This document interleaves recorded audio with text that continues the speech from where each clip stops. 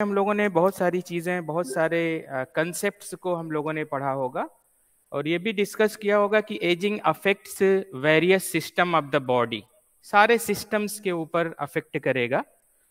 साथ साथ जो हमें फिजियोथेरेपी पॉइंट ऑफ व्यू से जो एजिंग के बारे में जानना है, बेसिकली जो फंक्शनल डिस्टरबेंसेस होंगे एजिंग के साथ साथ, उसके ऊपर हम लोग डिस्कस करेंगे।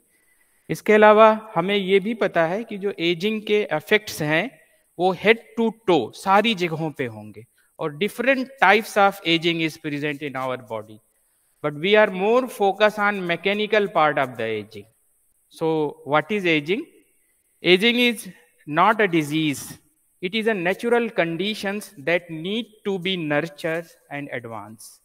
हम लोग इसको ऐसा समझने की कोशिश करेंगे कि अगर सपोज दैट आपने एक नई गाड़ी खरीद ली, एक नई कार खरीद ली, तो वक्त के साथ साथ उस कार के ऊपर चेंजेस आना शुरू हो जाएंगे। जो चेंजेस शुरू होंगे वो देखने में भी हो सकते हैं।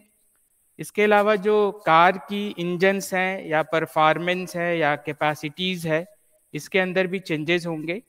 साथ साथ जो मैकेनिकल पार्ट्स हैं, फॉर एग्जाम्पल्स अगर आप उसके व्हील की बात करोगे, टायर की बात करोगे, तो वक्त के साथ साथ उसके ऊपर चेंजेस आना शुरू हो जाएंगे। बट अगर आप उसको सही से उसका केयर करोगे, टाइम टू टाइम सर्विस, उसकी रिक्वायरमेंट्स को पूरा करोगे, तो हम उस पुरानी गाड़ी से भी अच्छे फंक्शंस ले सकते हैं। तो हमें एजिंग को इसी तरह से ध्यान में रखना होगा कि ageing is not a disease, ये कोई बीमारी है ही नहीं है, ठीक है। और हमें जो बात करनी है वो हेल्दी एजिंग की बात करनी है। तो हेल्दी एजिंग के अंदर हमारा रोल ज्यादा है।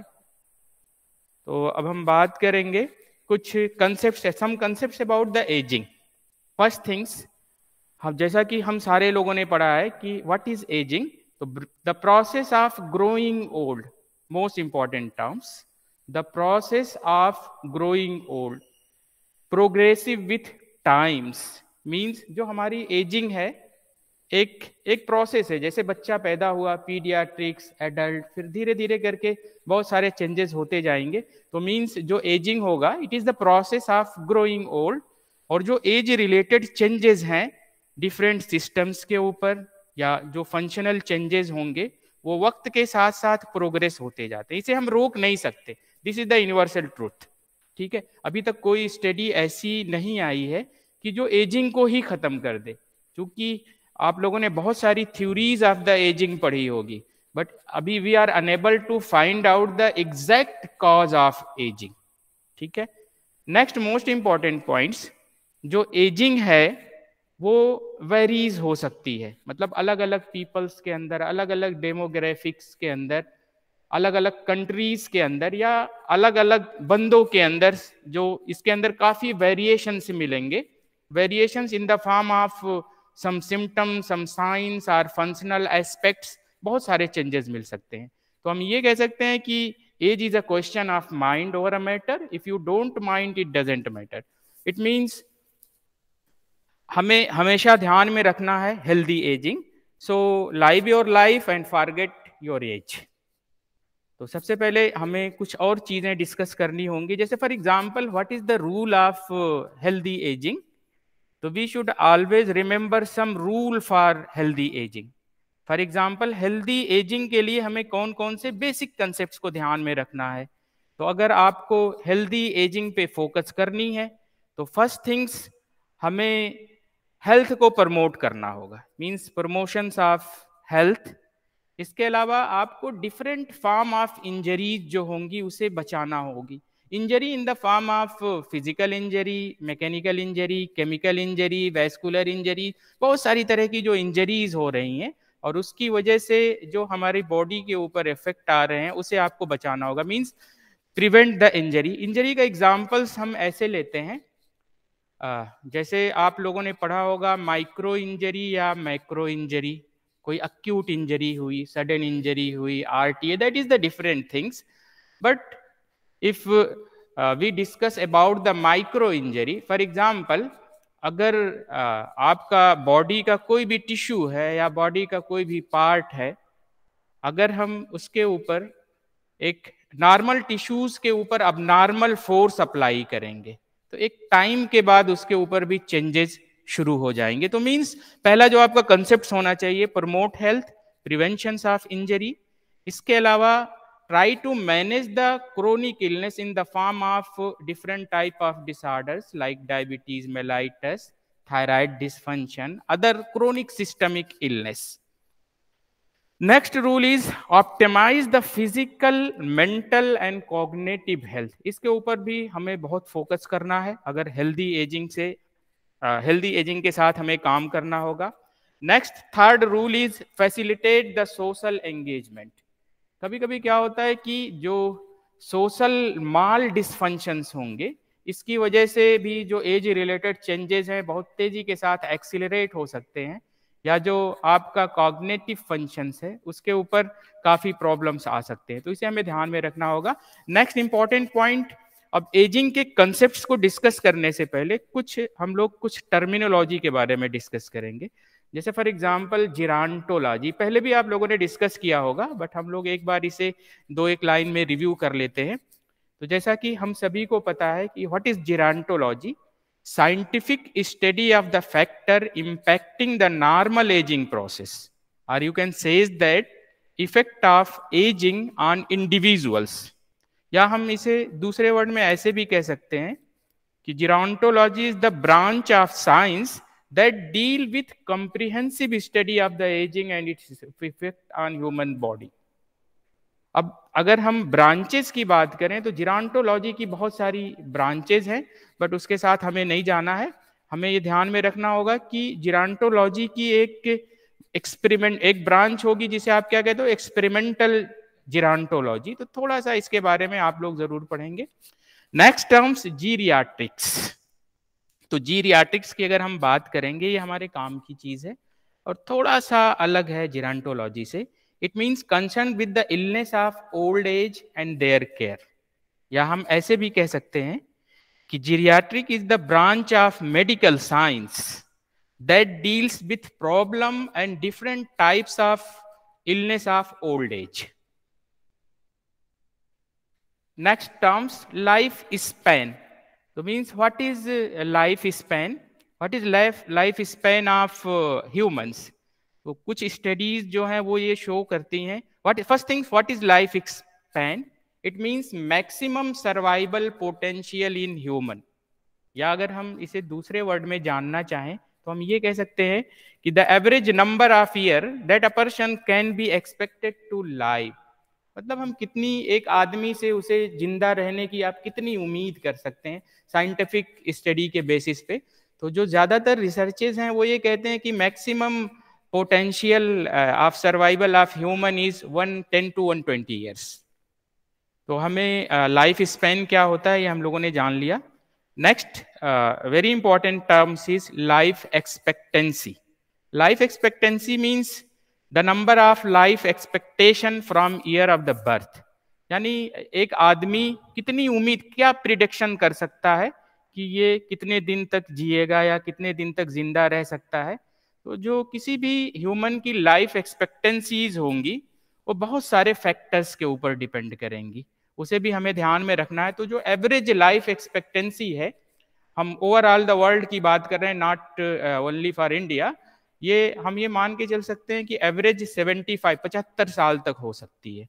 और स्टडीज ये भी शो करती हैं कि जो फीमेल होती हैं उनकी लाइफ ज्यादा होती है in comparison to the men. Next terms old age या एल्डरली किसे आप कहोगे, तो अगर हम डिफाइन करें तो हम ये कह सकते हैं कि period of life when impairment of physical and mental function become increasingly manifested in comparison to previous year of life. तो WHO ने डिफाइन किया है कि हम एल्डरली किसे कहेंगे अकॉर्डिंग टू द एज। तो आप ये कह सकते हो कि according to the WHO 65 years या इससे ज्यादा का जो बंदा होगा हम उसे ये कह सकते हैं कि ये ओल्ड पीपल्स हैं या एल्डरली पीपल्स हैं। इसके अलावा यूनाइटेड नेशंस ने भी कहा है कि 60+ जो बंदे होंगे हम उसे एल्डरली के कैटेगरीज में रख सकते हैं।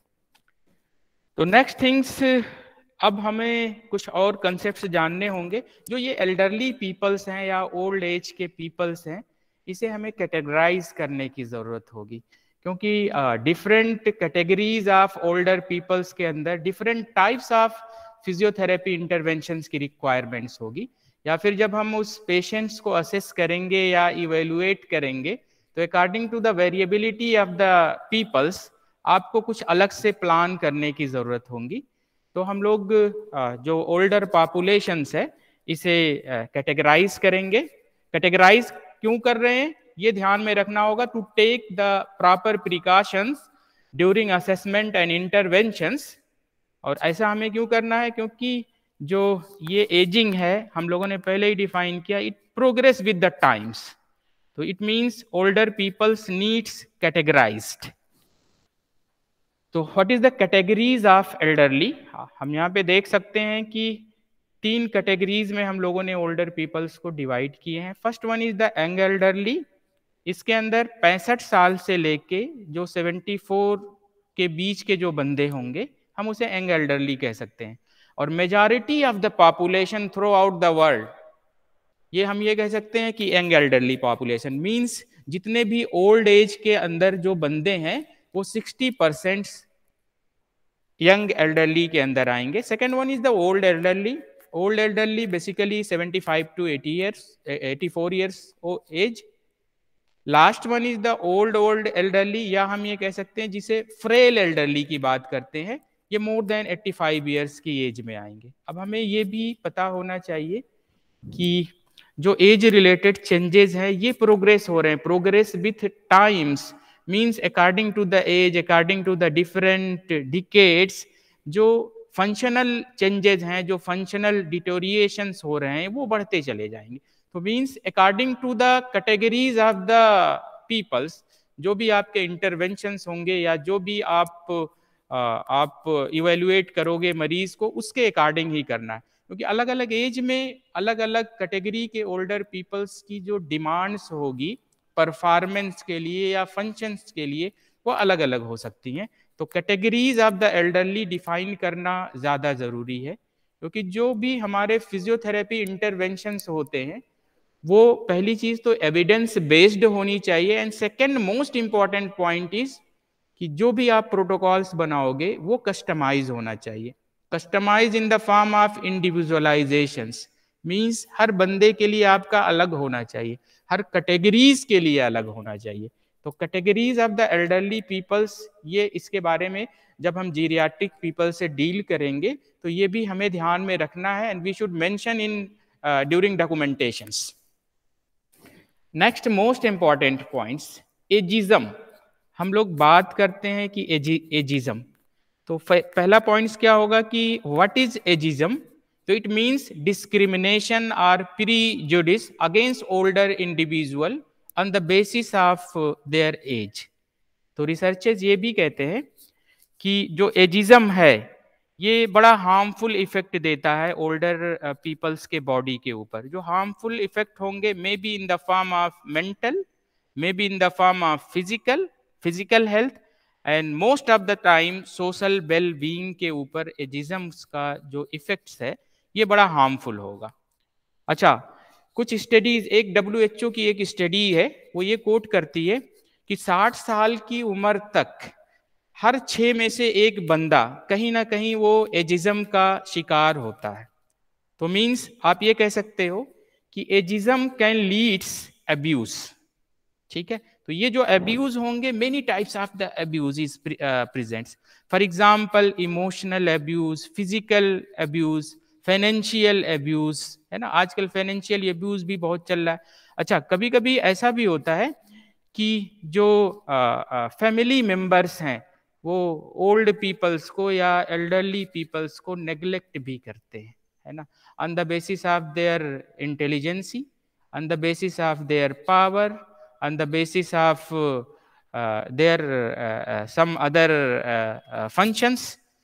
कभी कभी जो फैमिली का बंदा होगा वो एडवांटेजेस भी इसके लेते हैं।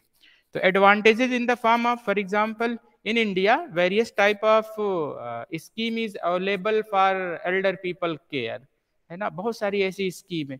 तो कभी ऐसा होता है जैसे वृद्धा पेंशन्स, तो अभी क्या हुआ कि जो वो वृद्धा पेंशन्स के पैसे आए, उस पैसे का यूज फैमिली मेंबर ने उस ओल्ड पीपल के ऊपर नहीं किया, उसके हेल्थ केयर के ऊपर नहीं किया, वो उसने अपने ऊपर कर लिया। तो ये भी एक एजिज्म है।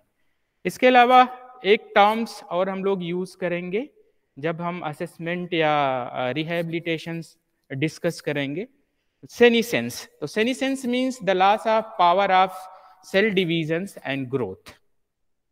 अच्छा, अब कुछ पॉइंट्स और हम लोग डिस्कस कर सकते हैं। Ageism in India, sorry, ageing in India, या आप ये कह सकते हो कि demography of ageing in India.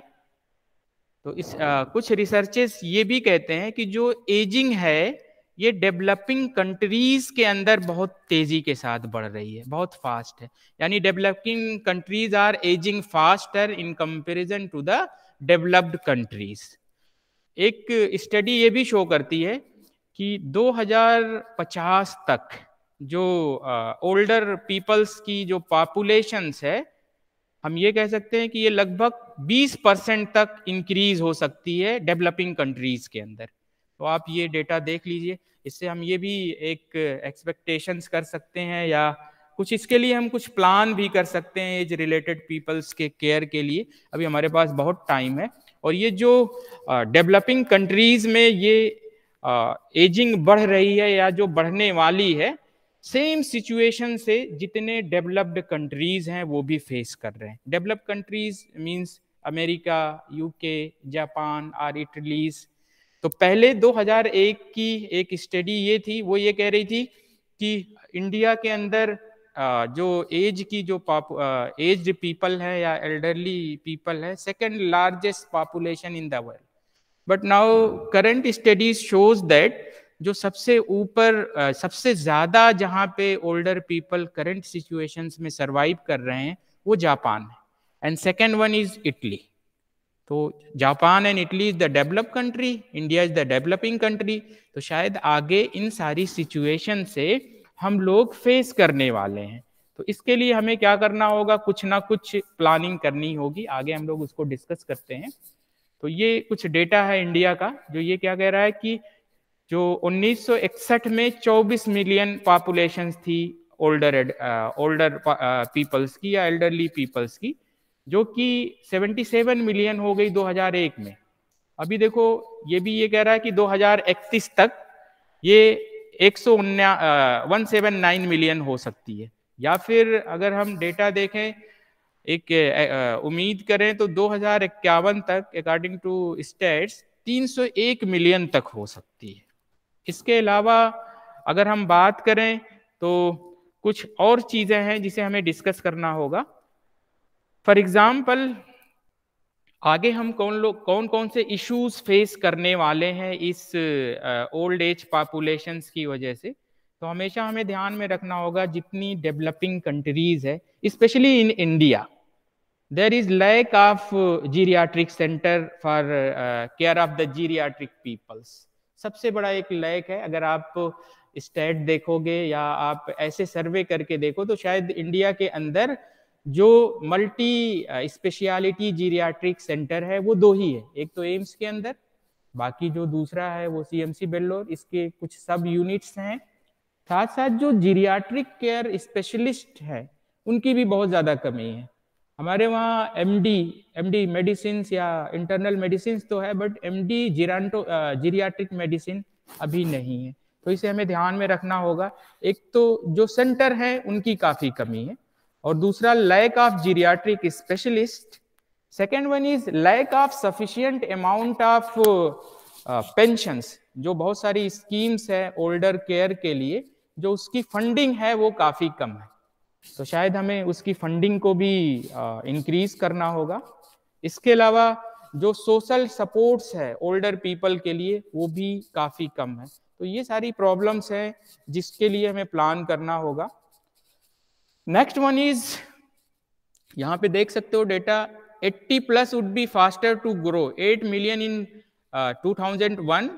ये बढ़ सकता है 2051 तक लगभग 32 मिलियंस। जो 80 साल प्लस वाले हैं, मींस ओल्ड की कैटेगरीज के अंदर फ्रेल एल्डरली ज़्यादा होंगे, तो जाहिर है जो हेल्थ रिलेटेड बर्डन है वो ज़्यादा बढ़ेंगे। अभी वैसे भी बहुत ज़्यादा हेल्थ रिलेटेड बर्डन्स हैं जो आगे हम लोग डिस्कस करेंगे। यहाँ पे नेक्स्ट डेटा जो ये कह रहा है कि 80% older peoples lives in rural area.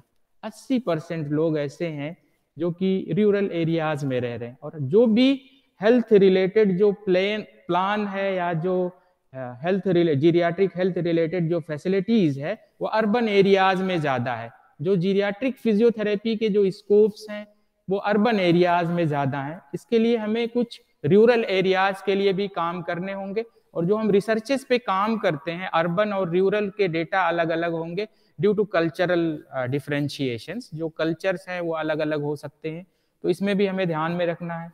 साथ साथ जो जितनी भी इंडिया के अंदर जीरियाट्रिक पॉपुलेशन है, ओल्ड एज पॉपुलेशन है, 40% are below the poverty line. तो कहीं ना कहीं जो कास्ट ऑफ केयर है वो भी एक मैटर है। नेक्स्ट वन इज, इससे भी बड़ी जो सबसे बड़ी प्रॉब्लम है, 70% people are illiterate. 73% older peoples are illiterate, especially in rural areas. So these are the major issue related to old age peoples in India. Next one is, what is the purpose of geriatric physiotherapy? The purpose of geriatric physiotherapy is to assist the disabled age in recovering lost physical, psychological or social skill to make them more independent. It means, या हम इसे ऐसे भी conclude कर सकते हैं कि इसके लिए आपको क्या करना होगा, prevention along with physiotherapy interventions, या हम ये कह सकते हैं accommodation along with restorations. Accommodations along with restoration is very, very important. The most important purpose is to be able to function at their best abilities. Means being a geriatric physical therapist या being a जो आप geriatric physiotherapy interventions आप दोगे, हमें ज़्यादा focus करना है independent पे, इंडिपेंडेंसी ऑफ ओल्डर पीपल्स।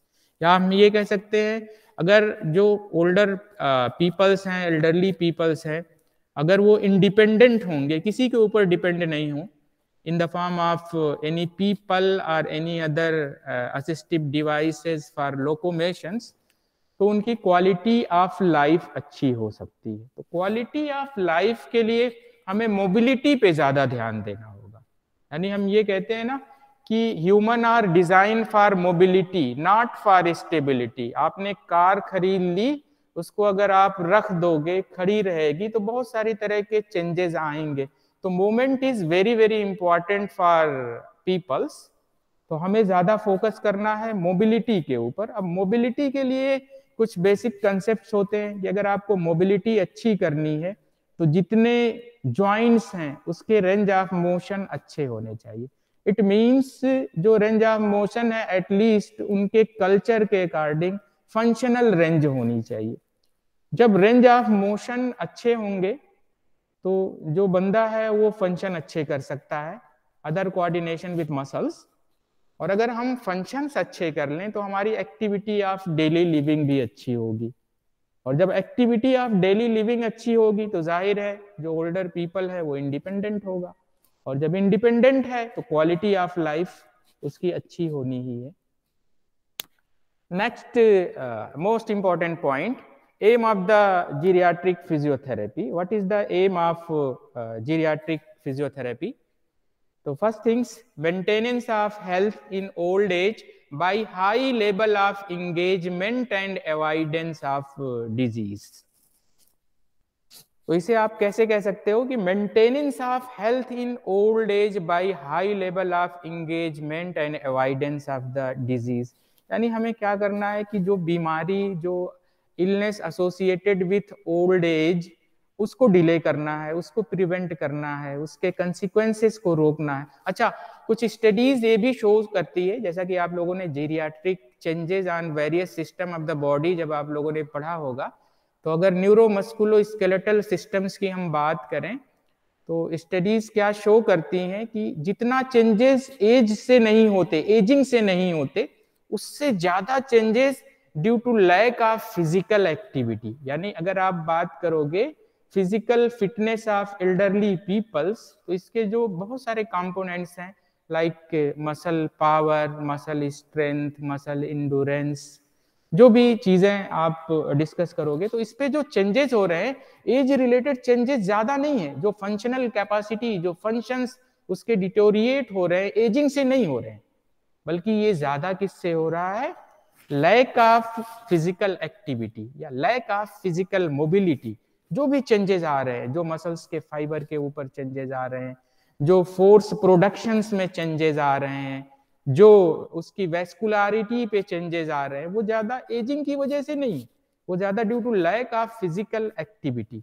तो इसे हमें ध्यान में रखना है कि अगर आप एक्टिविटी करोगे या यूज कराएंगे आप उस बंदे में, तो एजिंग के इफेक्ट्स को हम कम कर सकते हैं अपने जीरियाट्रिक फिजियोथेरेपी के थ्रू। जैसे कुछ लोग कहते हैं ना कि यूज इट और lose it, but always remember being a physical therapist we can say that use it and improve it. तो आपको जो कंसेप्ट ध्यान में रखना है, use it and improve it, इसके कंसेप्ट्स को हमें ध्यान में रखना है। इसके अंदर भी कुछ वेरियर्स हैं, उसे भी हमें ध्यान में रखने होंगे। साथ साथ जब हम फिजिकल एक्टिविटी या प्रमोशन ऑफ फिजिकल एक्टिविटीज की बात करेंगे, तो रिसर्चेस शो करते हैं कि अगर आप फिजिकल एक्टिविटी ज्यादा कर रहे हो या वॉकिंग, फॉर एग्जांपल पहले कुछ स्टडीज शो करती थी कि आप अगर 10,000 स्टेप वॉक कर रहे हो, तो जो उसके इफेक्ट्स हैं वो बहुत सारी डिजीज को बचाने में काम कर सकते हैं। जैसे फॉर एग्जांपल किसी ने कहा कि अगर हम 3.5 माइल पर आवर की स्पीड से आप 40 मिनट तक अगर वॉक करोगे तो क्या हो सकता है, या ब्रिस्क वॉकिंग करोगे तो बहुत सारी डिजीज को हम अवॉइड कर सकते हैं। उसमें कौन सी डिजीज हो सकती है जिसे आप अवॉइड करोगे? वो आपका डायबिटीज मेलाइटस, थायराइड डिसफंक्शंस, इसके अलावा कोलन कैंसर्स, ये सम कार्डियक प्रॉब्लम। बट ये जो सारी एक्टिविटीज आप एडवाइज करोगे जो अवॉइडेंस ऑफ द डिजीज, उसके लिए पहले प्री स्क्रीनिंग जरूरी है। तो means we should more emphasise on physical activities. Second points, early detection and appropriate treatment of the disease. तो आपको क्या करना, आगे हम लोग डिस्कस करेंगे डिटेल में कैसे चीजों को हमें अर्ली डिटेक्ट करना है और उसे एजिंग प्रोसेस या पैथोलॉजी से हम कैसे डिफरेंशिएट करेंगे। अगर इसी में हम डिस्कस करना चाहें तो फॉर एग्जांपल आपने हम सारे लोगों ने पढ़ा है कि जो डायबिटीज मेलाइटस है ये भी एजिंग के साथ साथ हो सकती है, या पहले की दिक्कत है, जब बंदा ओल्ड एज में पहुंचेगा तो उसके बहुत सारे effects other system of the body के ऊपर पड़ जाएंगे। तो उसको रोकने के लिए आप क्या प्लान कर सकते हैं, उसे ध्यान में रखना है। और main target on quality of life means independency. तो आप ये कह सकते हो कि maintenance of maximum independence consistent with irreversible disease and disability. कभी कभी क्या होता है कि जो ओल्ड एज पॉपुलेशन है may be suffering from many type of other illness along with as related changes. कई बार क्या होता है कि जो एल्डरली पीपल्स हैं कई बीमारी से सफर कर रहे हैं, साथ साथ एज रिलेटेड भी चेंजेस उसके अंदर हैं। तो हम उसकी इंडिपेंडेंसी को कैसे बढ़ा सकते हैं, उसकी क्वालिटी ऑफ लाइफ को कैसे ठीक कर सकते हैं, तो जीरियाट्रिक फिजियोथेरेपी का एक ये भी एम होगा। साथ साथ sympathetic care and support during terminal illness. तो being a expert, being a geriatric physiotherapist, जब हम क्वालिटी ऑफ लाइफ या एल्डरली पीपल से डील करेंगे तो जितने भी क्लिनिशियंस हैं उसमें जो सबसे ज्यादा वक्त जो पेशेंट्स को देगा वो फिजियोथेरेपिस्ट होगा, at least minimum 1 hour, 40 minute, 50 minutes. तो क्या है, जो आप बातें करोगे उसे आपको कुछ ना कुछ मोरल सपोर्ट भी देने की जरूरत होगी, जो कि उसकी रिकवरी में हेल्प कर सकता है या मदद कर सकता है। इसके अलावा जो हमारा एम होगा to improve the quality of life, but इसमें हमें थोड़ा सा ये समझना होगा कि जो जीरियाट्रिक फिजियोथेरेपी है ये थोड़ा सा डिफरेंट है। It needs more work, it needs more researches. क्योंकि जब आप पीडियाट्रिक्स के साथ डील करोगे, जब उसकी मसल्स को स्ट्रेच करोगे या कोई मोडालिटीज आप उन्हें दोगे तो उसमें डिफरेंट डोज की जरूरत होगी। जब आप स्ट्रेंथनिंग एडल्ट बंदे के कराओगे तो उसके लिए अलग डोज डिसाइड करोगे। तो जब हम जीरियाट्रिक पीपल से डील करेंगे तो जो भी आपकी डोजियोमेट्री है, डिफरेंट मोडालिटीज, डिफरेंट एक्सरसाइजेस, वो अलग होनी चाहिए, क्योंकि यहाँ पे आपको बहुत ज्यादा वेरिएबिलिटी मिलेगी। तो इसमें और ज्यादा हमें स्टडी की जरूरत है और ज्यादा रिसर्चेस की जरूरत है।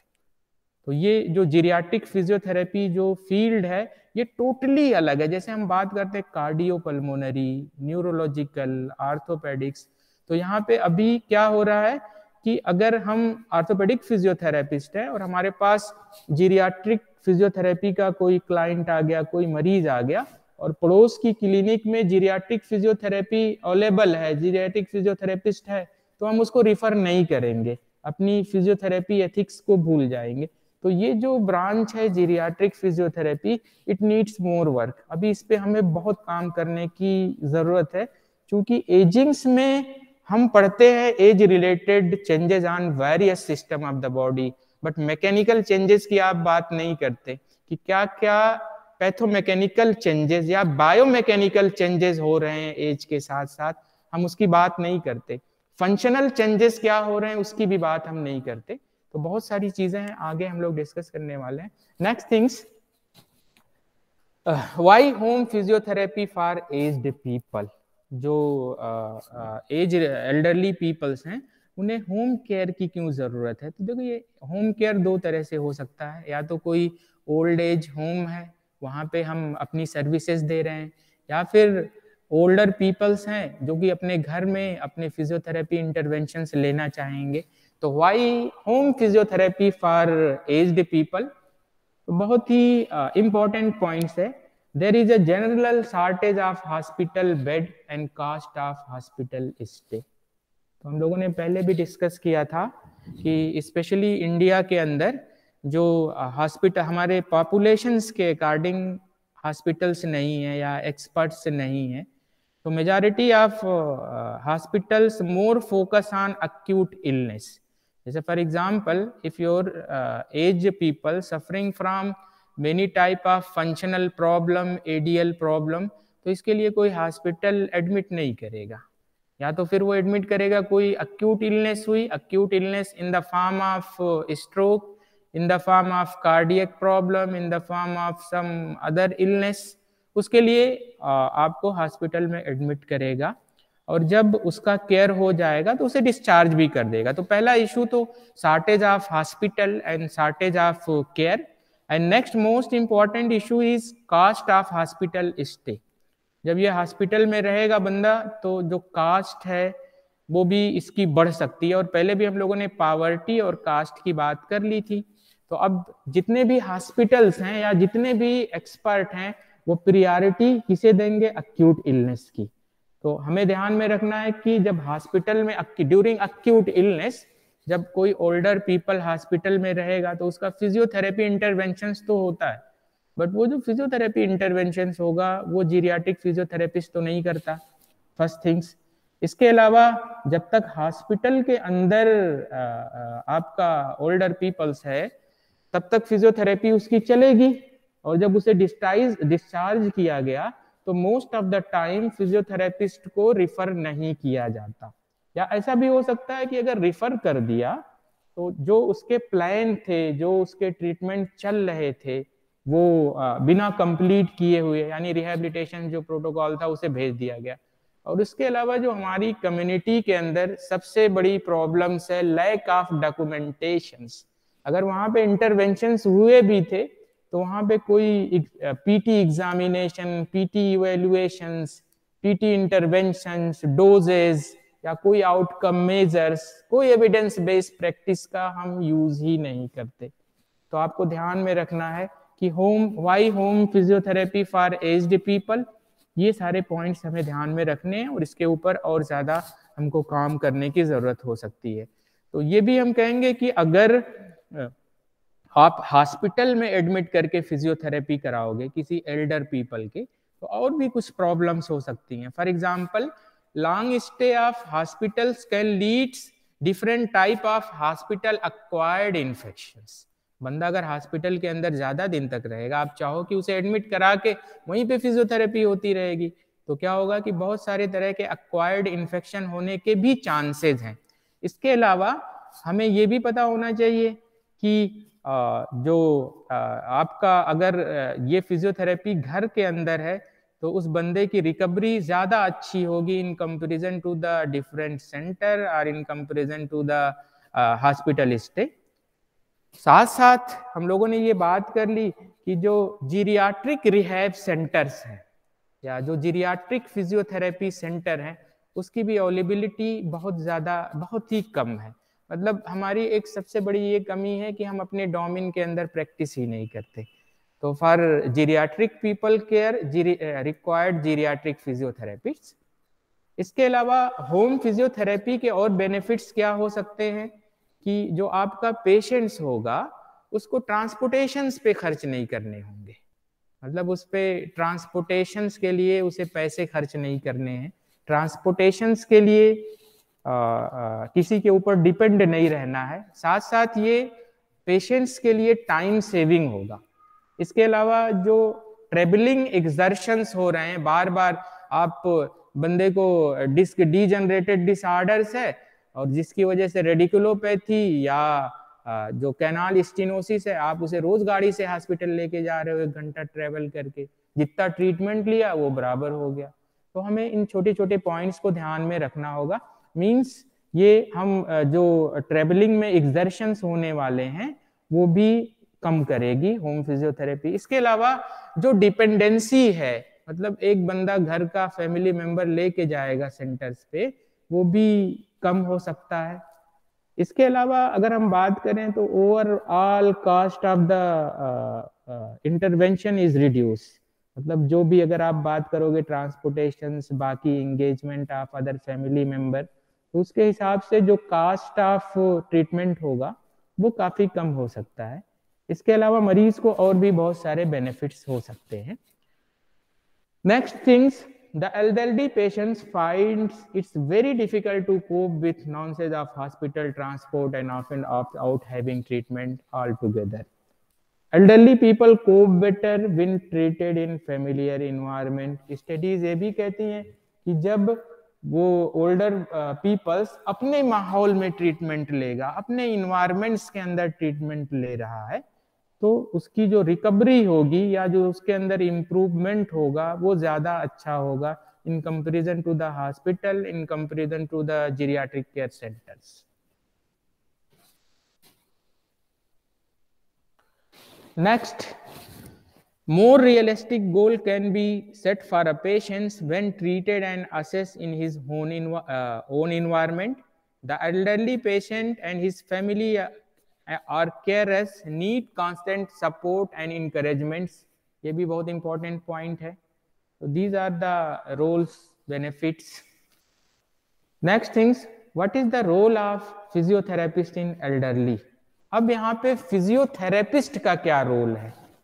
जो एक जीरियाट्रिक फिजियोथेरेपिस्ट होगा एल्डरली केयर में, उसका क्या रोल है, इसके बारे में हमें डिस्कस करने होंगे। तो फर्स्ट पॉइंट, जो जीरियाट्रिक फिजियोथेरेपिस्ट होगा, more focus on functional limitations, और you can say that to address the functional limitation, to encourage and maintain healthy lifestyle, to provide safe environment, and most important point, rule out the red flag.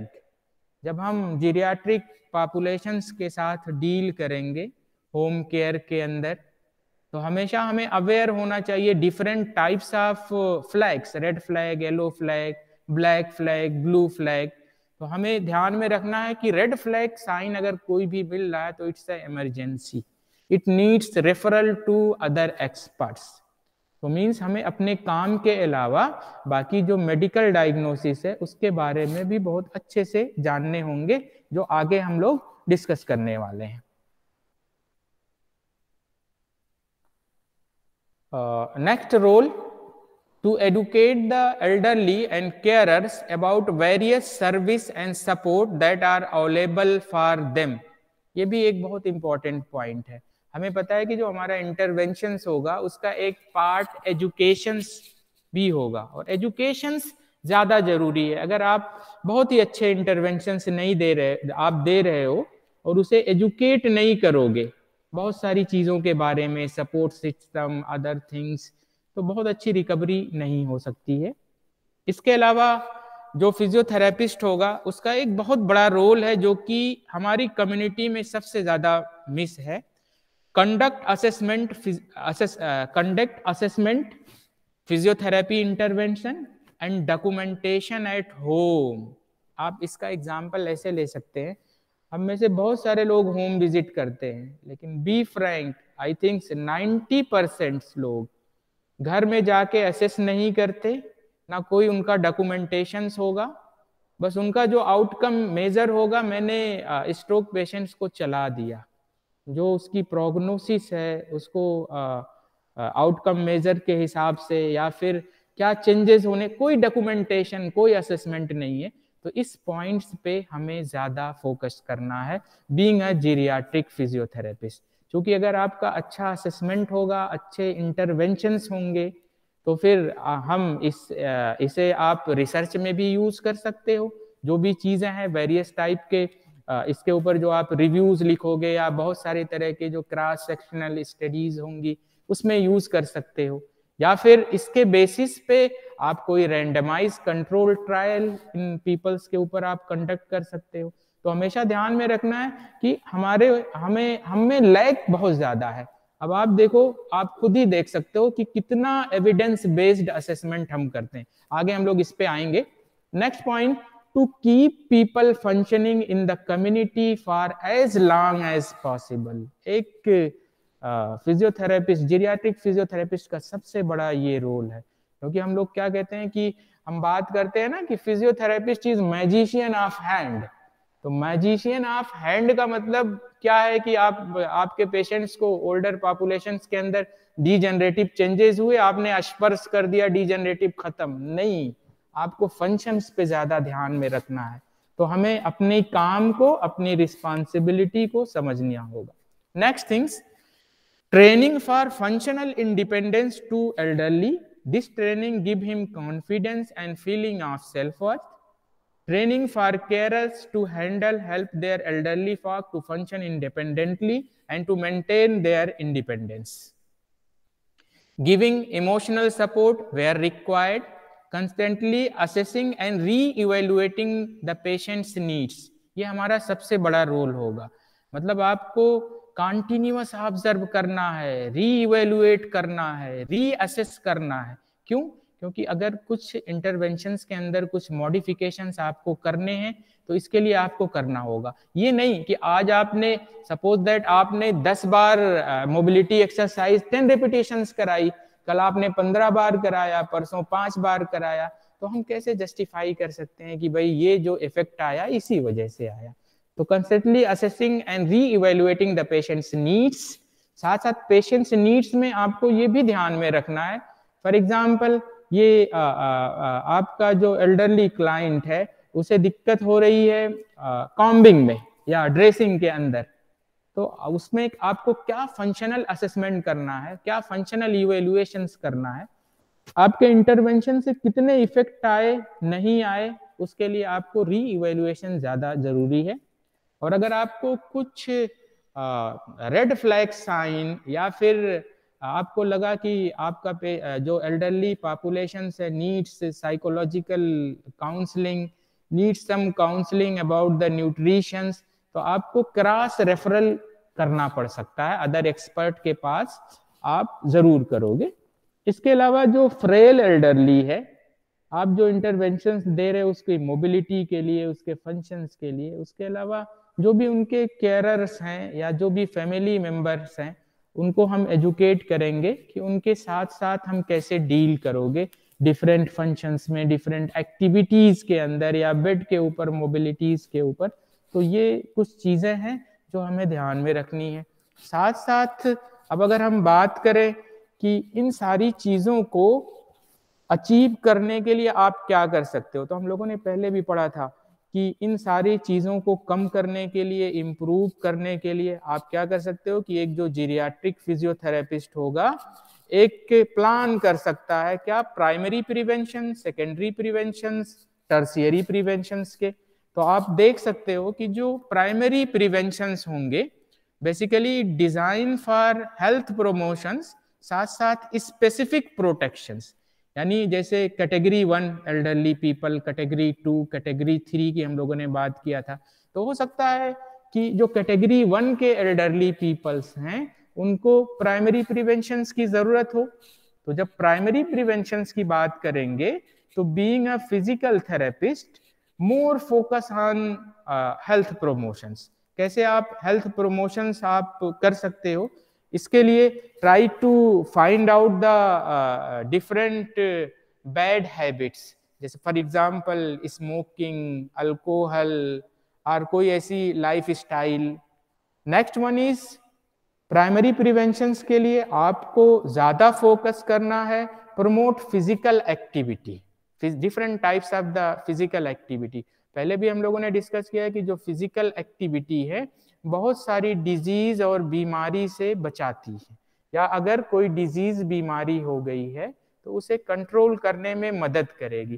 तो means जो आपका primary functions, primary preventions है, आपको क्या करना है, एक तो हैबिट्स को आपको देखना है, इसके अलावा प्रमोट फिजिकल एक्टिविटी, साथ साथ प्रिवेंट इंजरीज, क्योंकि ये ऐसी एज है कि यहाँ पे जो भी टिश्यूज की इंजरीज होगी तो उसकी हीलिंग के अंदर प्रॉब्लम्स आ सकती है, हीलिंग कैपेसिटी रिड्यूस हो सकती है।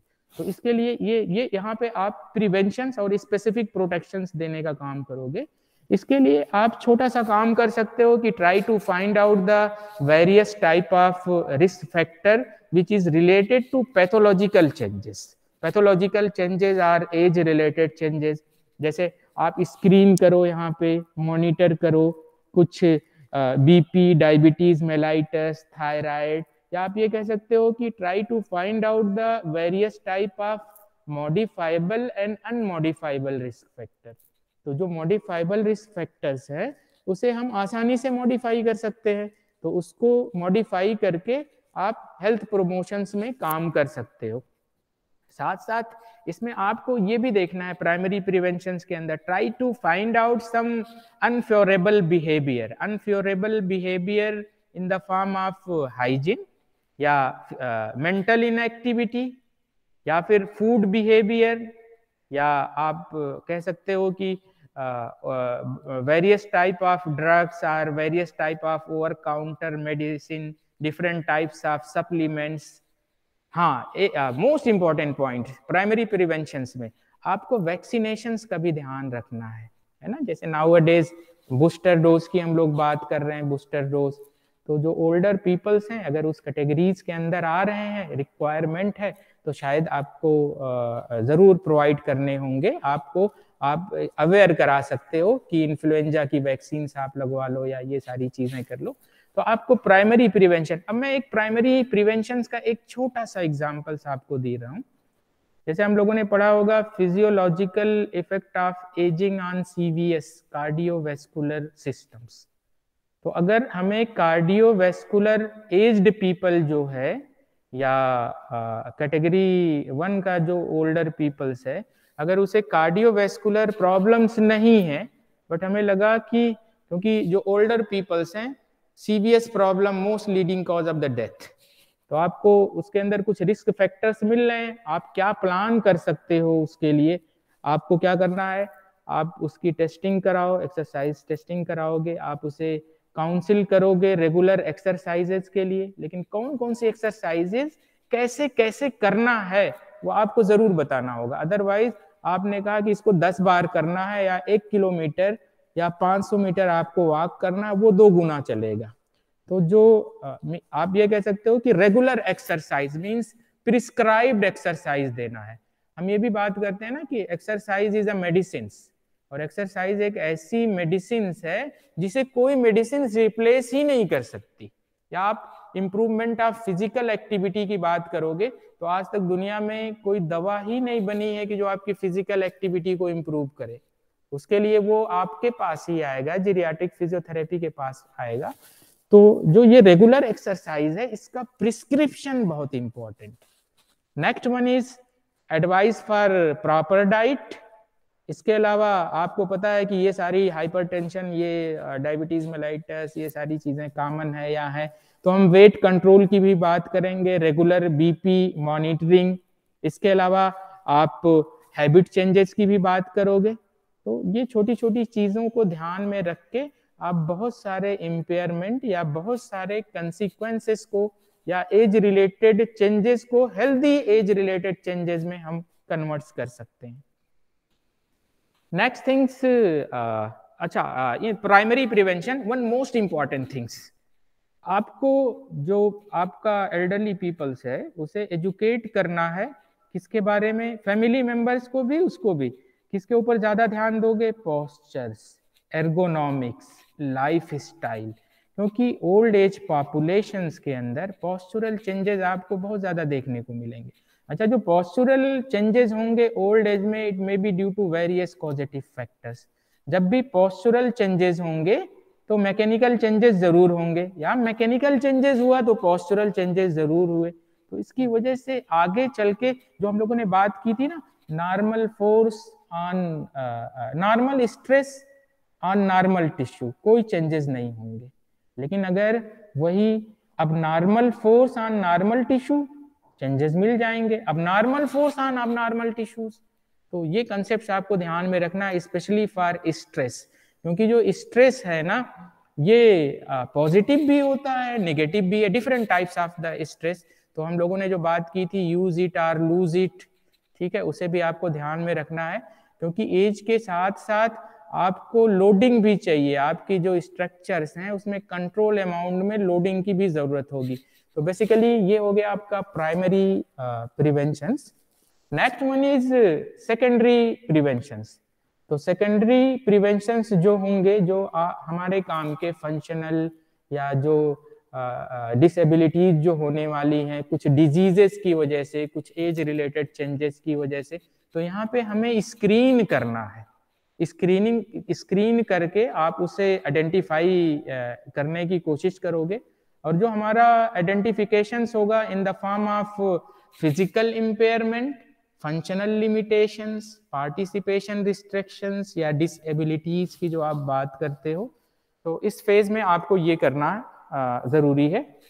Next one is tertiary preventions. ये हमेशा जो टर्शियरी प्रिवेंशंस होगा, हम ये कह सकते हैं कि लेट पैथोजेनेसिस या फेज ऑफ रिहेबिलिटेशन। यहाँ पे आप पेशेंट्स की नीड्स के अकॉर्डिंग रिहेबिलिटेट करोगे। See the some example here. For example, primary prevention, secondary preventions, tertiary preventions. For example, in primary preventions हम लोग किसको टारगेट करेंगे? जो आपका हेल्दी ओल्डर है ना, और उसके अंदर कोई मोबिलिटी डेफिसिट्स या फिर बैलेंस डेफिसिट्स या इम्पेयर्ड मसल परफॉर्मेंस, इस तरह की चीजें नहीं हैं, उस पॉपुलेशंस को आप टारगेट करोगे और उसके अकॉर्डिंग आपको गोल बनाने होंगे। Same secondary preventions. Secondary preventions में हम क्या ध्यान देंगे कि जो एल्डरली पीपल्स हैं उनके अंदर कोई फंक्शनल प्रॉब्लम, मोबिलिटी डेफिसिट्स या फॉल की प्रॉब्लम्स, जो भी चीजें हैं उसके अकॉर्डिंग आपको गोल्स बनाने हैं।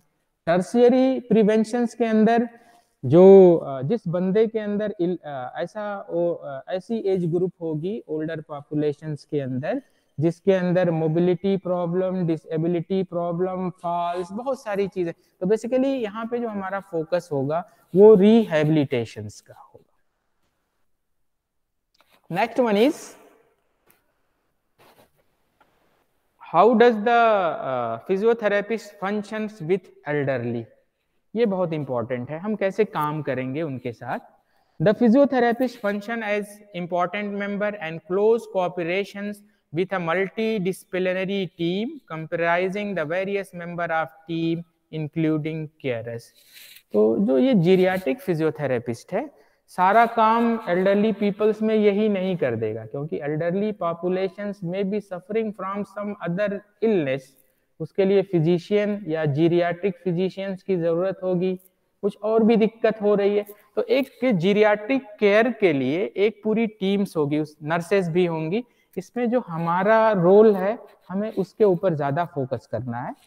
और ये भी ध्यान में रखना है कि जिस बंदे ने, फॉर एग्जांपल किसी बंदे ने कहा कि आप घर पे इनकी जीरियाट्रिक फिजियोथेरेपी आपको कराना है और उनकी जो दिक्कत है वो कुछ मेडिकल डायग्नोसिस लेके आया, आगे हम लोग डिस्कस करेंगे, बट आप मोबिलिटी डेफिसिट्स के ऊपर काम कर रहे हो तो जो भी चीजें हैं आपको, जो आप इंटरवेंशंस या जो भी प्लानिंग कर रहे हो उसका अदर मेंबर के साथ कोऑपरेशन होना चाहिए। जिसने रेफर किया है उससे भी आप डिस्कस करते रहोगे, या आपके अकॉर्डिंग कुछ और उनकी तरफ से नीड्स है तो आप उसे जरूर बताओगे कि सर ये आपको ऐड करना होगा, या ये जो आपने असेस किया इसमें मैंने ये नई चीज आइडेंटिफाई की है और इसमें इस तरह से हम कर सकते हैं। तो हमें इस पॉइंट्स को भी ध्यान में रखना है।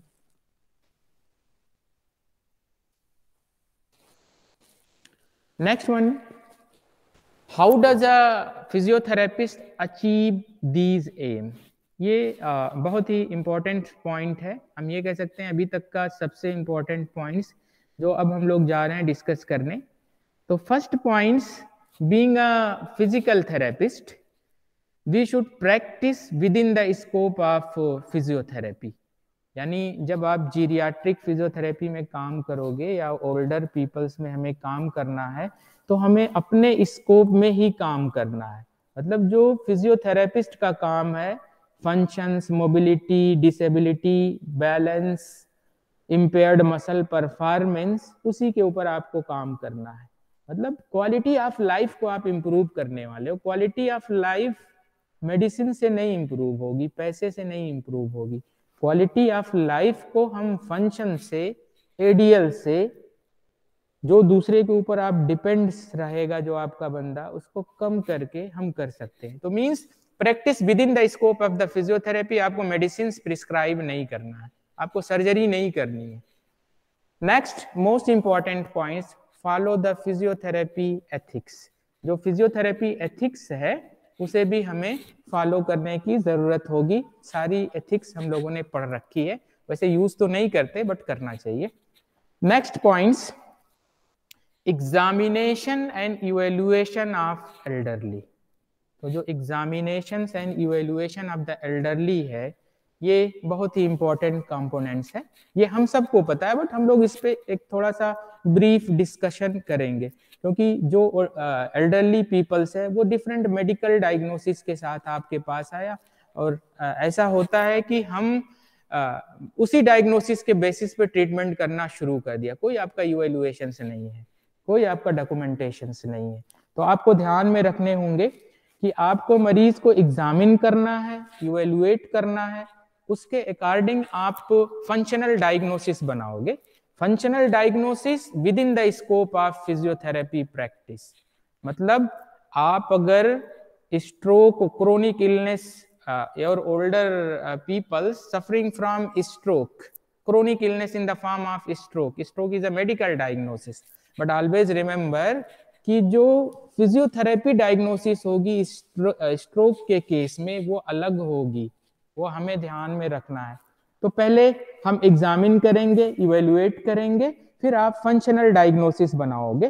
तो थोड़ा सा हम लोग एग्जामिनेशंस के बारे में डिस्कस कर ले रहे हैं।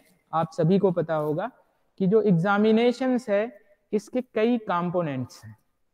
तो कंपोनेंट्स की अगर आप बात करोगे, फॉर एग्जांपल सब्जेक्टिव, ऑब्जेक्टिव, और एक जो तीसरा कंपोनेंट्स हम ऐड करते हैं लेबोरेटरी और इमेजिंग और इलेक्ट्रोडायग्नोसिस, जो भी आप जो वर्कअप कराओगे बाहर से वो इसके अंदर आएगा। तो इसके बारे में जो what are the different type of laboratory changes in geriatrics peoples, मतलब हीमोग्लोबिन, क्रेटिनिन या कैल्शियम्स या फिर विटामिन डी, एज के साथ साथ क्या चेंजेस हैं, हमें इससे भी अवेयर रहना चाहिए। साथ साथ आप देखते हो ना, इस पे हम लोग डिस्कस करेंगे। First component is the subjective findings.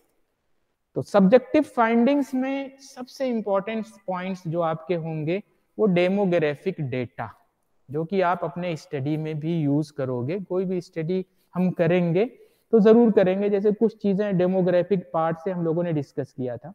तो डेमोग्राफिक डेटा में आपको क्या, आप हम सबको पता है डेमोग्राफिक डेटा के अंदर कौन कौन से कंपोनेंट्स आएंगे, बट आप जरूर इसमें फाइंड आउट करना कि आपका मरीज किस एरिया से है ना, कौन सी एरिया से है, रूरल से है, अर्बन से है। ऐसा तो नहीं कि उस एरिया में कोई particular types of the problems. इसके अलावा बाकी वेट और जो कंपोनेंट्स हैं वो आपको पता है, जो इंपॉर्टेंट कंपोनेंट्स हैं हम उसकी बात करेंगे। इंपॉर्टेंट कंपोनेंट्स मींस हमें इसकी कल्चर्स की भी बात करनी चाहिए। Try to find out the culture, education, occupations, क्योंकि जो कल्चर के हिसाब से अलग अलग बंदे के लिए एक्टिविटीज में अलग अलग तरह की रिक्वायरमेंट्स होगी, अलग अलग टाइप्स की activities. For example rural areas के अंदर majority of older peoples use the western toilet. अगर आप अर्बन की बात करोगे तो इंडियन टॉयलेट्स, 70 साल में भी इंडियन टॉयलेट्स यूज कर रहा है। और यहाँ पे अर्बन में रूरल एरियाज में आप क्या कहते हो कि नहीं, आपको वेस्टर्न टॉयलेट यूज करना। तो कल्चरल फैक्टर्स भी हैं। तो जो आप डेमोग्राफिक डेटा है उसमें से आप अपने काम की चीज निकालोगे अपने मरीज के लिए। Next most important component of subjective finding is complain.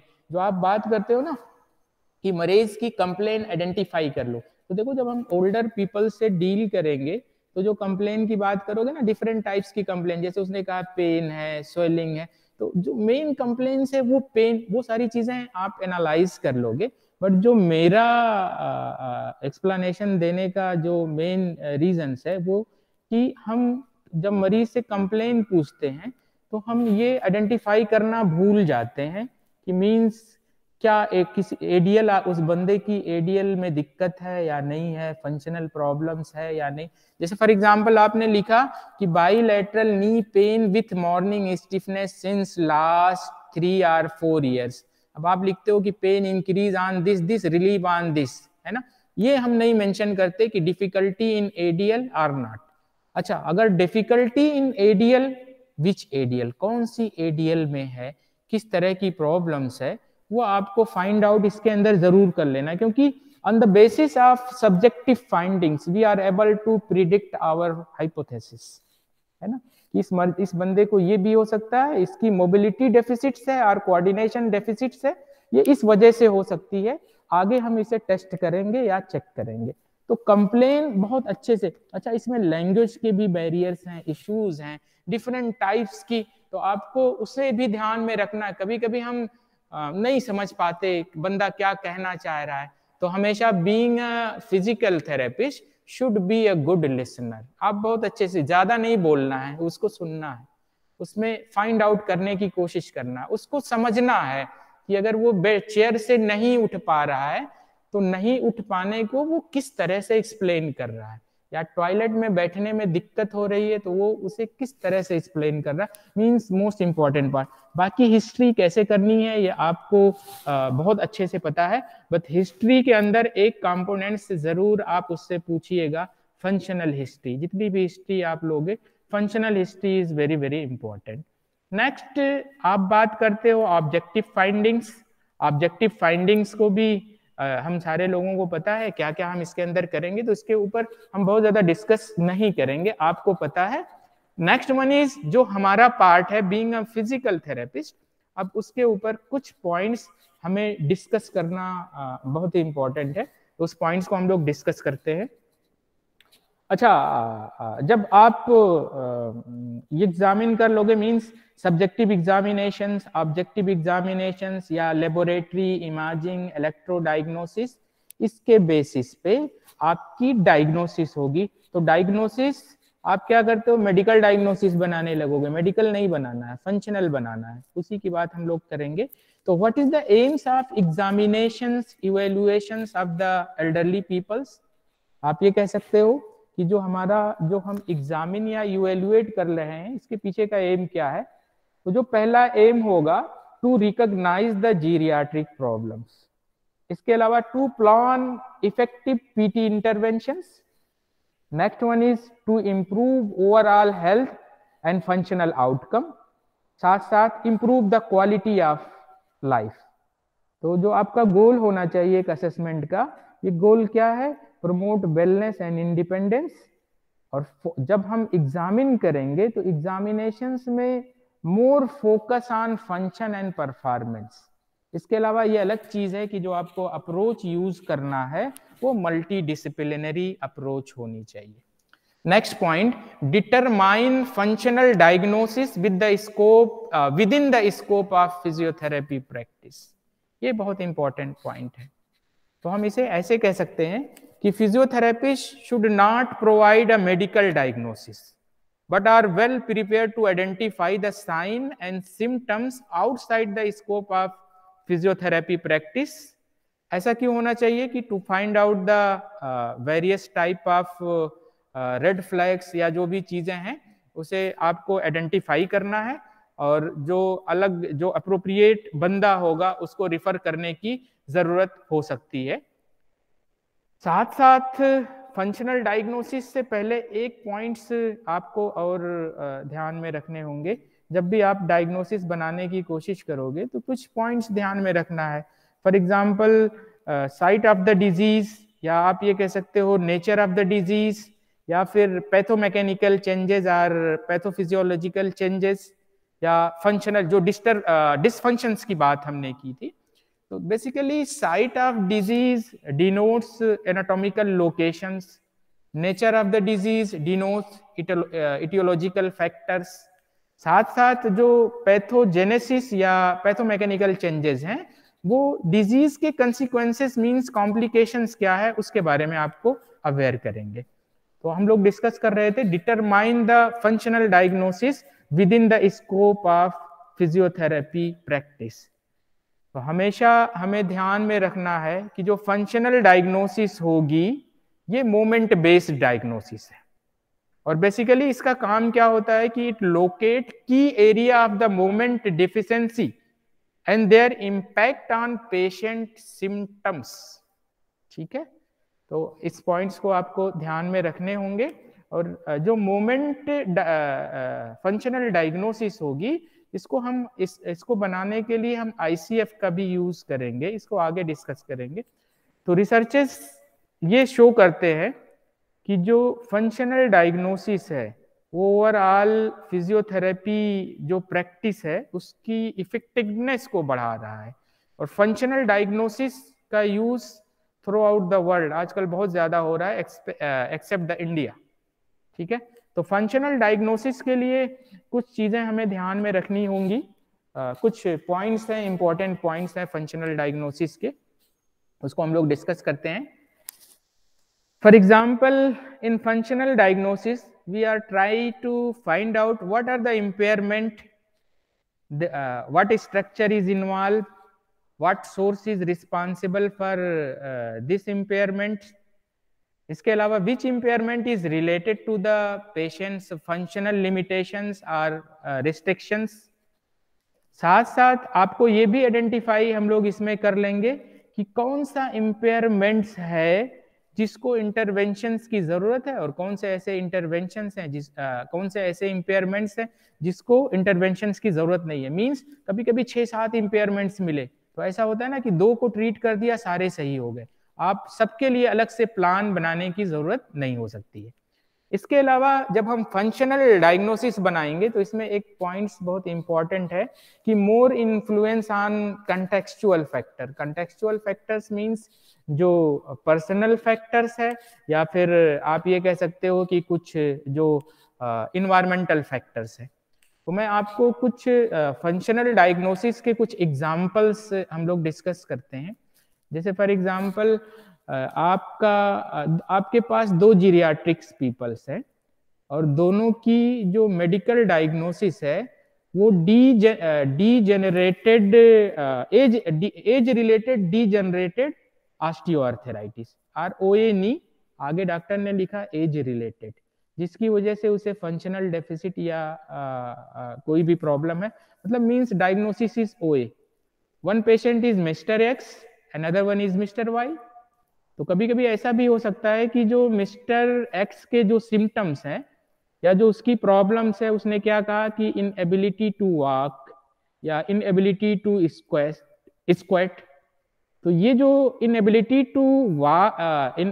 To squat या इनएबिलिटी टू वॉक है, या ऐसा भी हो सकता है कि it may be due to functional impairments in the form of pain और जॉइंट irritability.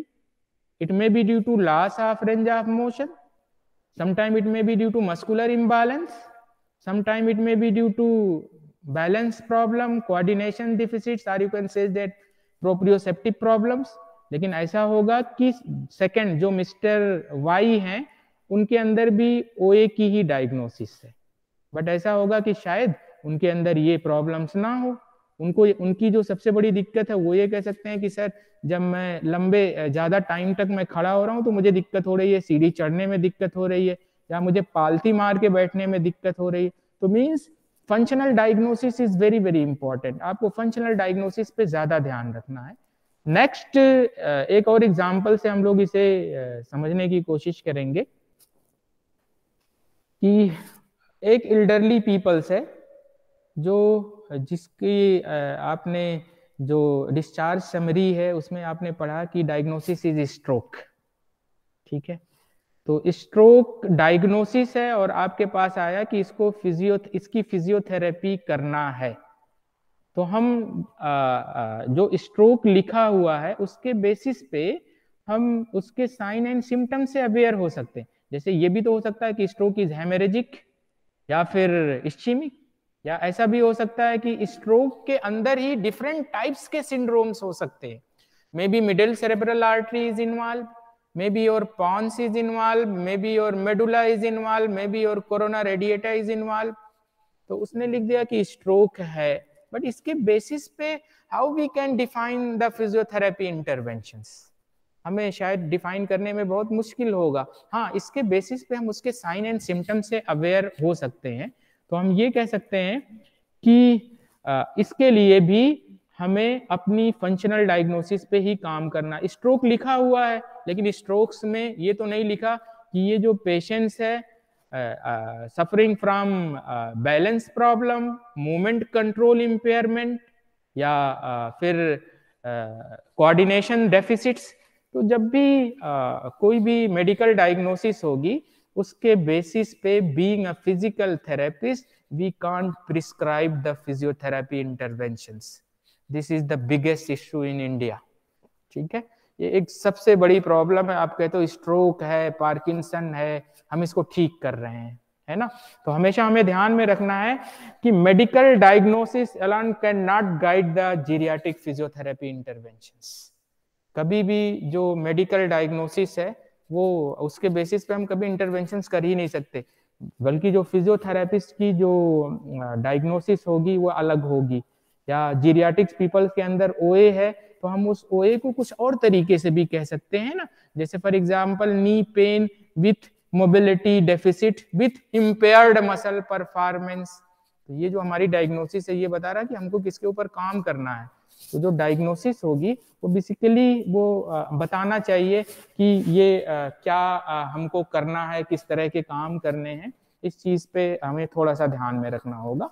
तो आपको थोड़ा सा फंक्शनल डायग्नोसिस आपको पढ़नी है, स्पेशली इन जीरियाट्रिक कंडीशंस, और इसके बेसिस पे हम बहुत सारे रिसर्चेस भी बहुत सारे रिसर्चेस इसके बेसिस पे बीइंग अ फिजिकल थेरेपिस्ट आप कंडक्ट कर सकते हो।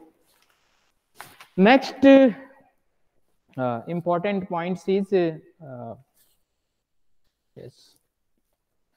अब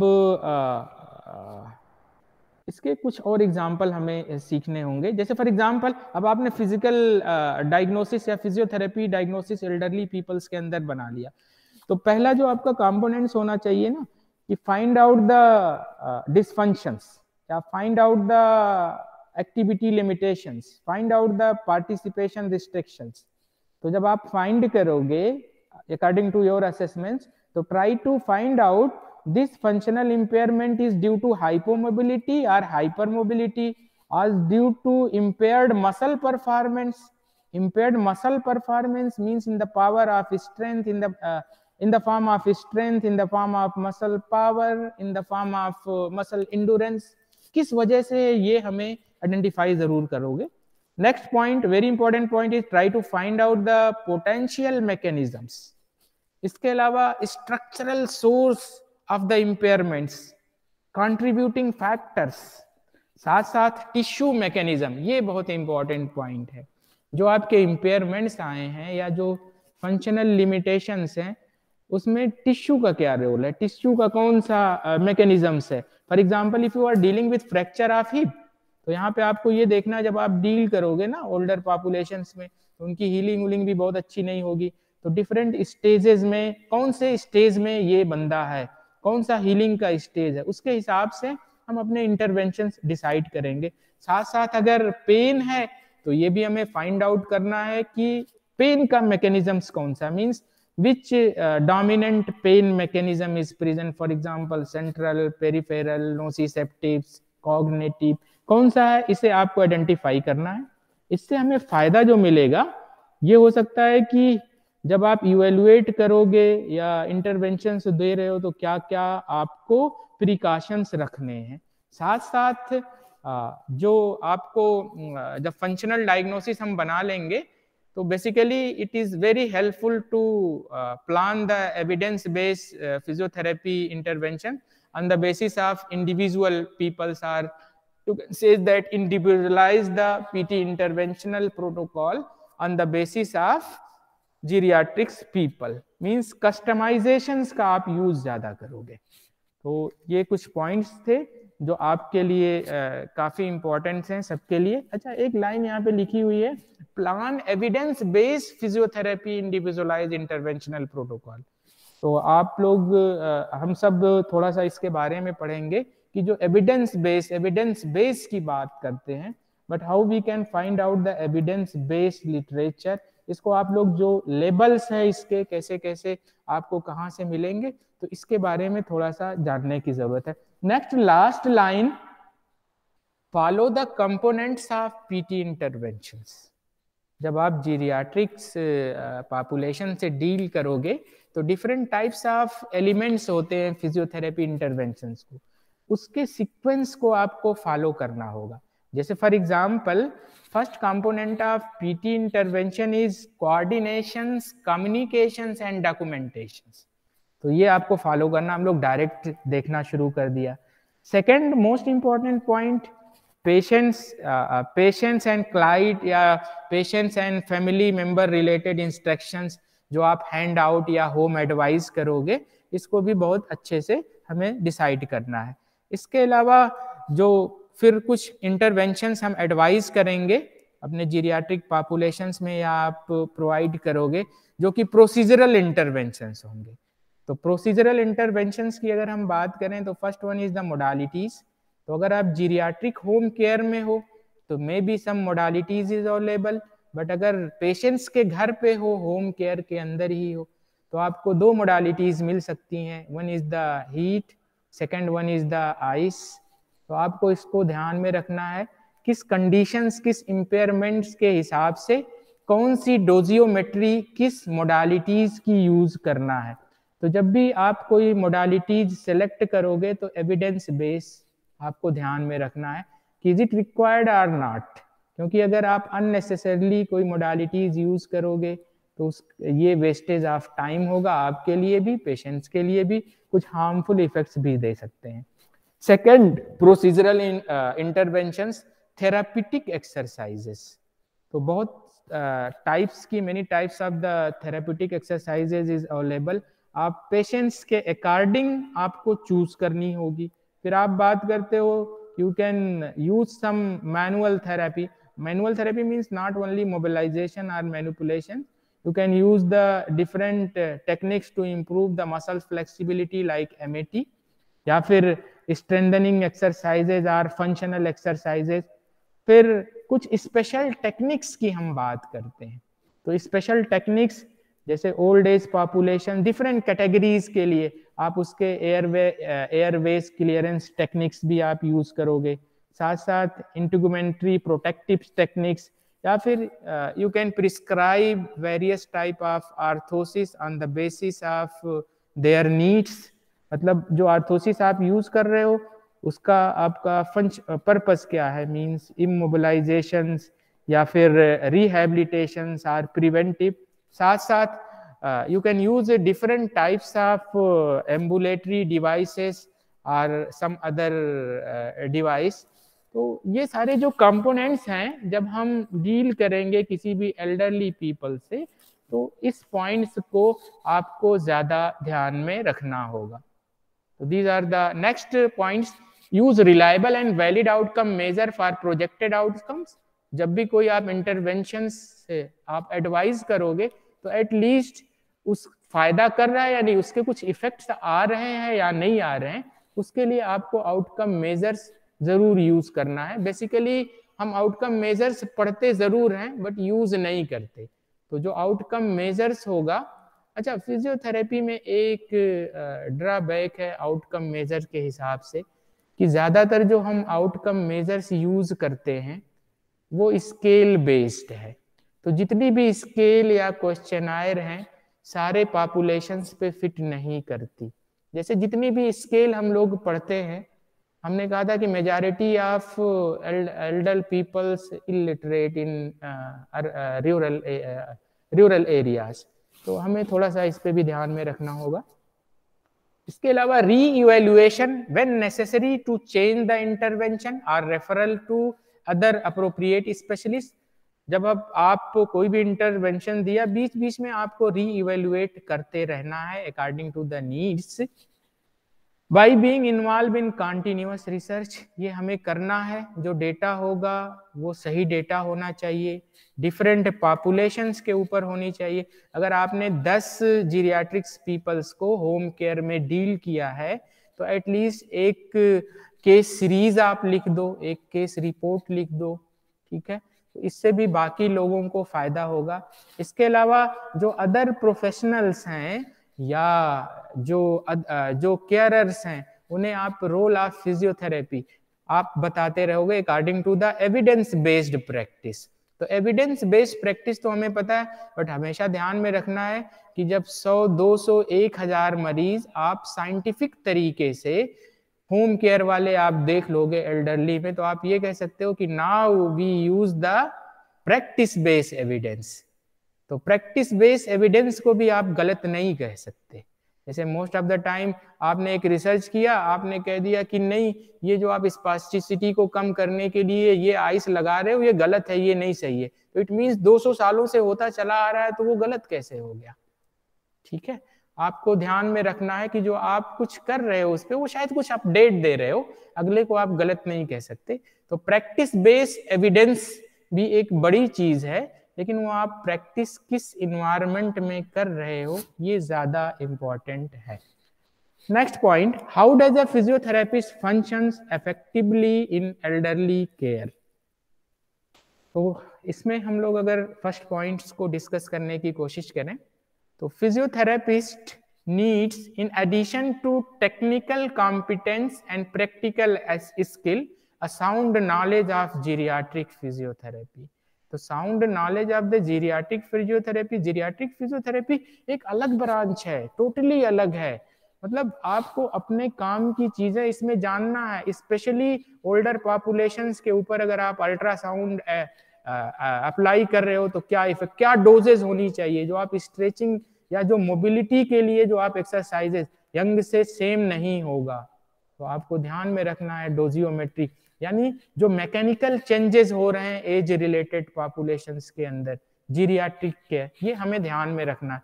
इस नॉलेज, इसका मतलब ये नहीं कि हर बंदा जीरियाट्रिक फिजियोथेरेपी कर सकता है, इसके लिए हमें जो बेसिक नॉलेज है जीरियाट्रिक फिजियोथेरेपी की, इसे यूज करना है। Next one is understanding of the role of the other expert in elderly care, sound knowledge of suitable orthosis and ambulatory aids use for elderly. ये भी हमें पता होना चाहिए कि अगर ये ओल्ड एज की पॉपुलेशन है, आप इसे कोई इंटरवेंशंस दे रहे हो तो ये स्पेशल टेक्निक्स के अंदर ही आएगा कि आप कौन सी तरह की आर्थोसिस हमें एडवाइस करनी है, या आर्थोटिक्स के पास कब रिफर करना है, या आप उसे कैसे मेजर करोगे। कोई एम्बुलेटरी डिवाइसेस यूज हो रहा है तो उसका तरीका सही है या नहीं है, इसको भी हमें ध्यान में रखना होगा। Next one is ability to observe be judgmental and analytical, ability to take initiative and responsibility, to be able to develop human relationship. Next one is, what are the risk in geriatric population? जब हम geriatric populations के साथ deal करेंगे तो कौन कौन से risk हो सकते हैं या क्या क्या प्रॉब्लम्स मिल सकती हैं? तो first point is prone for infection. जो जीरियाट्रिक पॉपुलेशंस होगी उसमें इन्फेक्शन के चांसेस ज़्यादा हो सकते हैं. हो सकता है कि उसकी इम्यूनिटी कम हो, या जो हम लोगों ने बात किया था ना इससे पहले, जो हाइजीन वगैरह की, उसकी कोई प्रॉब्लम्स हो. तो बीइंग अ फिजिकल थेरेपिस्ट, जो इन्फेक्शंस है इसको भी आपको देखते रहना है. ऐसा तो नहीं कुछ हो रहा है, या आजकल कोविड है, या फिर पता चला कि chronic suffering from any other type of the chronic illness and using different type of the chemotherapy. तो आपको वहाँ पे भी कुछ चीज़ें ध्यान में रखनी है कि अगर आपको जुकाम हो गया तो उस बंदे के पास आपको होम केयर के लिए जाना है या नहीं जाना है, ये आपको ध्यान में. क्योंकि अगर आप नहीं ध्यान रखोगे तो हो सकता है आप गए, उनको ट्रांसमिट कर दिया. तो prone for infection, prone for various type of injuries, prone for psychological problems, ये बहुत बड़ा इशू है. Prone for degenerative disorder, increase risk of systemic disease, increase risk of disability, medications error. क्योंकि जो भी ओल्ड एज पॉपुलेशंस का जो बंदा होगा वो 2-3 बीमारियां, 4-5 बीमारियां हैं, तो बहुत सारी तरह की मेडिसिन लेगा. तो हम लोग फार्माकोलॉजी भी पढ़ते हैं. फार्माकोलॉजी में आपको ध्यान में रखना है कि क्या क्या मेडिकेशन एरर हो सकते हैं, specially when you are dealing with dizziness, giddiness, vertigo और some time other form of impairment. कभी कभी ऐसा भी होता है कि हमें जो फार्माकोलॉजी की जो नॉलेज है ये पता होना चाहिए कि ये दवा इतने वक्त लिया है तो इसका जो ऑनसेट ऑफ एक्शन है इतने टाइम तक रहेगा, तो उसका भी यूटिलाइज हमें करनी है. Next one is the nutritional deficiency. बंदे के अंदर न्यूट्रिशनल डेफिशिएंसी भी हो सकती है, आपका एक्सरसाइज प्रिस्क्रिप्शन बहुत अच्छा नहीं है तो उसमें भी प्रॉब्लम्स आ सकती हैं. Increase risk of the death. तो these are the main risk associated with geriatric population, but we are dealing with functional problems. See here some other factor associated with aging, like fall, fear of the fall, immobility, decreased appetite, loss of muscle mass or impaired muscle performance, increased variability, dependence, depression, anxiety, frustrations. तो जब भी हम plan करेंगे interventions या assessment, तो कभी कभी most of the time your older client give some confusional statement. जब आप उसकी सब्जेक्टिव फाइंडिंग उससे पूछोगे तो फर्स्ट टाइम कुछ बताया, नेक्स्ट टाइम कुछ बताएगा. तो ये आपको थोड़ा सा कॉग्निशंस वगैरह के बारे में भी अच्छे से पता होना चाहिए. Next, leading cause of disability in the elderly. जो अब हमारा पॉइंट्स है, मीन्स जो फंक्शनल प्रॉब्लम, मोबिलिटी डेफिसिट्स या डिसेबिलिटी की आप बात करोगे तो leading cause of disability in the elderly सबसे ज्यादा आर्थराइटिस 49%. ये भी बहुत सारे फैक्टर्स के ऊपर डिपेंड करेगी. जाहिर है ये जॉइंट्स को इन्वॉल्व कर रही है तो रेंज ऑफ मोशंस के अंदर प्रॉब्लम्स होगी. या मोबिलिटी डेफिसिट्स, इसके बारे में हम लोगों ने बहुत सारी चीजें पढ़ी है जो हमारे काम का है, हम आगे डिस्कस करते जाएंगे. Next one is the hypertension. तो हाइपरटेंशन 37% पॉपुलेशन में मिलेगा. जब आप एल्डरली पीपल्स के साथ डील करोगे तो ड्यूरिंग असेसमेंट, ड्यूरिंग इंटरवेंशंस आपको ध्यान में रखना है कि what are the different signs of raised hypertension और मैलिग्नेंट हाइपरटेंशन. साथ साथ हियरिंग इम्पेयरमेंट 32%. अगर हियरिंग इम्पेयरमेंट्स है तो इसकी वजह से भी फंक्शनल प्रॉब्लम्स, एडीएल्स के अंदर दिक्कत और भी बहुत सारी प्रॉब्लम्स हो सकती है. तो हियरिंग इम्पेयरमेंट्स के बारे में भी आपको थोड़ा सा ध्यान में रखना है. Heart impairments, cataract and chronic sinusitis as related changes की वजह से. Next one is the other form of orthopaedic impairments, साथ साथ डायबिटीज मेलाइटस. इसके अलावा आपको ध्यान में रखना है कि अगर कोई भी क्रोनिक इलनेस है तो उसके बहुत सारे कॉन्सिक्वेंसेस मिलेंगे आपके मरीज के ऊपर. तो हमें इसके इस स्लाइड के बेसिस पे 60 to 80% older people having one और मोर क्रोनिक प्रॉब्लम्स, ये आपको ध्यान में रखना है. Next important points. What is the principle of physiotherapy in geriatric care? So first one is the recognize the variability of the older adults. पहली slide में हम लोगों ने एजिंग के बारे में पढ़ा था. तो वेरिएबिलिटी आइडेंटिफाई या रिकॉग्नाइज करने की जरूरत क्यों है? क्योंकि due to uniqueness of the individuals, or you can say that developmental every developmental issues is unique in elderly peoples. every elderly people, सारे elderly peoples जो भी है उनके अंदर जो भी developmental issues होंगे वो अलग अलग तरह के होंगे. Focus on careful and accurate clinical examination to identify remedial problems. तो इसके लिए आपको ज्यादा थोड़ा सा कुछ पॉइंट्स ध्यान में रखना होगा. For example, determine the capacity for safe functions. ठीक है. Next one is determine the effect of inactivity versus activity. साथ साथ determine the effect of normal ageing versus disease or pathology or any illness associated with old age. This is the most important principle. Next one is focus on functional goal. तो इन functional गोल आपको क्या ध्यान में रखना है कि जो भी इम्पेयरमेंट्स के साथ आप डील कर रहे हो तो आपको कोशिश ये करना है कि कौन से इम्पेयरमेंट्स को आपको प्रायोरिटी देना है पहले ट्रीट करने के लिए या पहले रेमेडाइज करने के लिए.